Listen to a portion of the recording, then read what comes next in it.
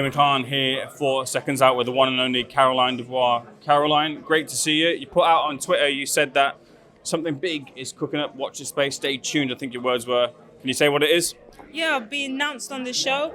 No opponent confirmed just yet, but I'm excited to be on the show. It's a great historic show and I'm happy to be here. Before we look forward, let's look backwards.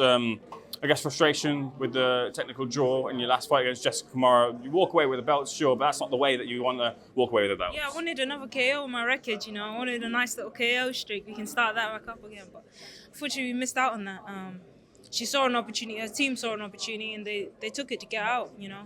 If you listen to the corner, what they're saying, you know, her coach is coaching her, telling her, you can't see. It was a little cut trickling down, and I've seen worse, you know. I've seen Amanda Serrano fight 5 rounds with Katy Taylor. I've seen Babdu Jack, where you can literally see his skull coming through, and they're fighting through it. So I'm not telling her, you know, force the fight, and if you don't want to be in there, be in there, but call it what it is. You want it out, you know, and it is what it is. What did you say to her after the fight? Yeah, I was respectful. I asked her if she was okay. She said she was okay. I was more concerned about the eye that seemed to be like a broken orbital or something, but she seemed okay, so yeah.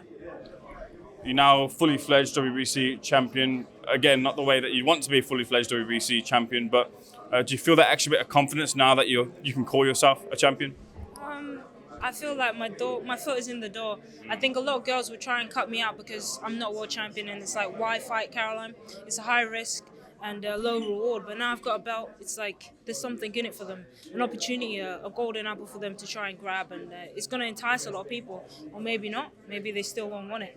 So I get the sense that you don't want to stick your feet in the ground in the sense of you don't want to acknowledge that you're too hungry to just say that you're a champion now, that you want more. Is that what it is, just the burning ambition to get more belts? Definitely. I want to be undisputed. I think when I become undisputed, that's when I'll sit back and I'll, really enjoy it. But right now, for me, it's not about the belts per se. It's about the opponents. It's about the fights. It's about the occasion. It's about being involved in occasions like this and getting a good opponent opposite me and beating that opponent. That is what's going to excite me, and that's what's going to make my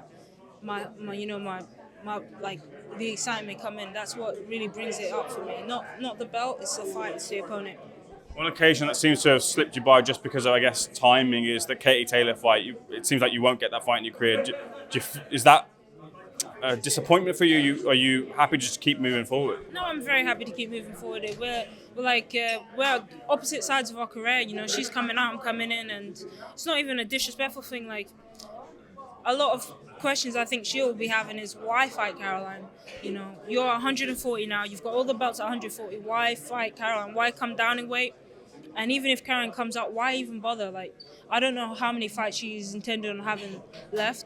I don't see what her journey is. I don't know, what her plan is, but I don't see myself being a part of it. But if it is, and if I am, you know where to call me.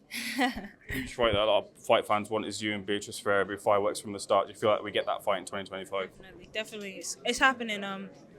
My thinking is it's a big fight. I see it as the biggest threat in the division, the only opposition that's going to come up against me. And I want to build that up. I want to get the respect that I deserve for that fight. I want to get the money that I deserve for that fight. I want to get the occasion that I deserve.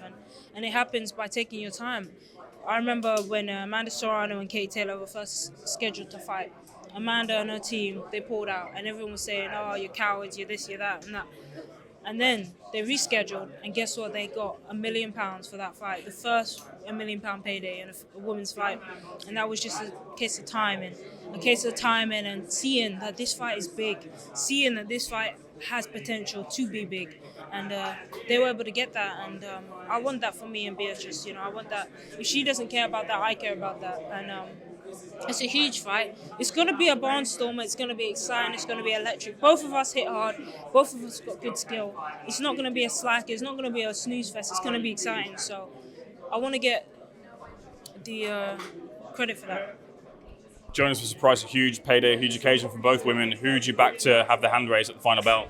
I realise now, being here, I'm going to be asked that question like 50 million times, and I'm unfortunately going to have to say 50 million times, I do not know. I'm going to put my hands out, I do not know. It's going to be an exciting fight. I wish them both the best. I think they're amazing fighters, both of them. A win, lose and draw. They're both Tash has definitely cemented her legacy, and Lauren is going to be someone who cements her legacy as well. They're both really talented, and as a fan, I'm so excited for the fight. A part of me wishes I wasn't fighting so I could just enjoy their fight.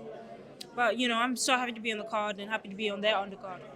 Have you had a moment to watch Krista Shields' movie? Have you checked it out? Yes, I heard it's coming out on it came out, I think it was last week in England. The times are different. So I was looking to go in and view it this week. She's going up to unify the heavyweight belt. She won her first fight at heavyweight. Do you feel like she does that and maybe has a rematch down the line with Savannah Marshall? I think that's the plan, I think Savannah gave Claressa Shields the toughest fight. I don't know if Claressa will agree with that, but looking at it visually, it was that. And it would be nice to see a rematch. It would be nice to see that revisited. It was a good win and a clear win for Claressa, but it was an exciting fight. And just like the Amanda Serrano, Katy Taylor, why not see it again? Your brother Daniel in against Joe Parker. His confidence seems to have skyrocketed off the back of beating Anthony Joshua. Do you feel he's in tough against Joe Parker?